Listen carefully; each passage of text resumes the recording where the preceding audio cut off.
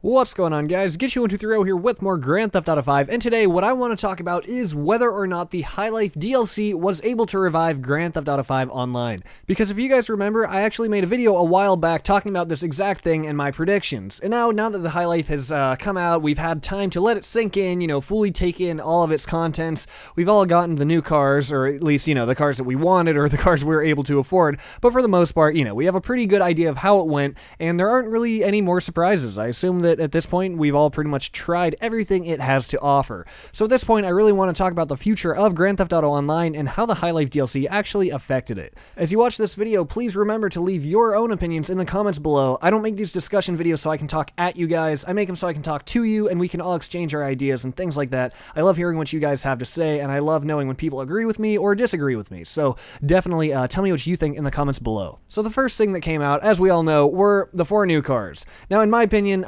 the only car that was a bit of a letdown was actually the bike, not a car at all. The touring motorcycle was a bit weak. Not many people bought it or use it in races for that matter, simply because it's not that fast. But the other cars, the Massacro and the Zentorno and even the Huntley weren't bad. So I would say that Rockstar did a really good job on that part. However, the part of the High Life DLC that I really have a problem with, that I was actually really excited about, was the non-contact races.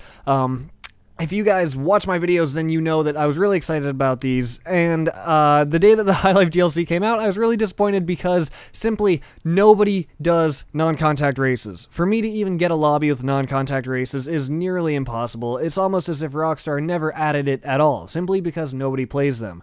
So every now and then I'll try to start my own race where, I try to make my own non-contact and try to invite people, and usually I'm lucky if I get 4 people in the lobby. So I know that that's not Rockstar's fault. In theory, it was a great addition and a good idea, but I guess poorly executed just because nobody plays them. In my opinion, there should almost be a separate playlist for non-contact races, because when they're grouped in with races, it's really hard to get them to pop up, and you really rarely get to ever, play them at all.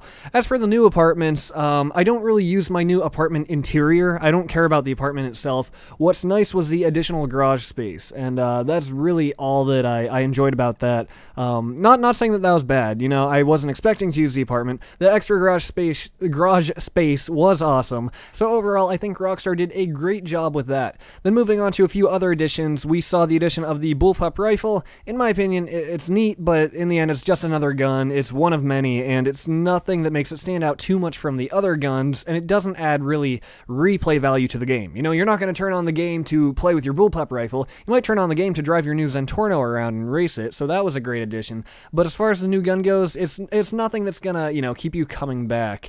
Apart from that, we've also got the mental state indicator, which, once again, in theory was a great idea. However, I've noticed that it doesn't always prove true. I've had people with white blips come up who, I thought would be friendly, and they just murder me on the spot. And then I've had people with dark, deep red blips who come up to me and they let me live, peacefully. They just let me go. So, I do like it. It kind of gives you a rough idea of who's stable and who's not, but at the same time, it can also be kind of misleading. So having said all of that, in recent days, I've been playing Grand Theft Auto Online a lot less. I don't know if it's because the addition, or the release of Watch Dogs coming out in 4 days here, which I plan to buy and make some videos of, or I don't know if I just got bored of it altogether, or if it was a letdown. I'm not really sure what it was, but in my opinion, the High Life DLC did not entirely revive Grand Theft Auto Online. I mean, it did temporarily bring it back to life. For a while, it was a lot of fun, and it still is a lot of fun. I don't want to take the fun factor away from it. Grand Theft Auto Online and Grand Theft Auto as a whole will always be a lot of fun,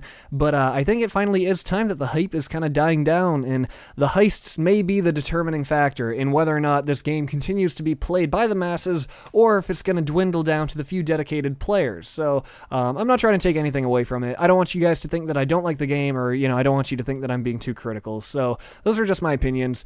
Please guys, tell me your opinions in the comments below. When I make these discussion videos, I don't do it just so I can talk at you. I do it so I can talk to you, and we can exchange ideas and opinions and things like that. So definitely tell me what you think in the comments below. With that, please stay tuned for more videos in the future. I will see you next time.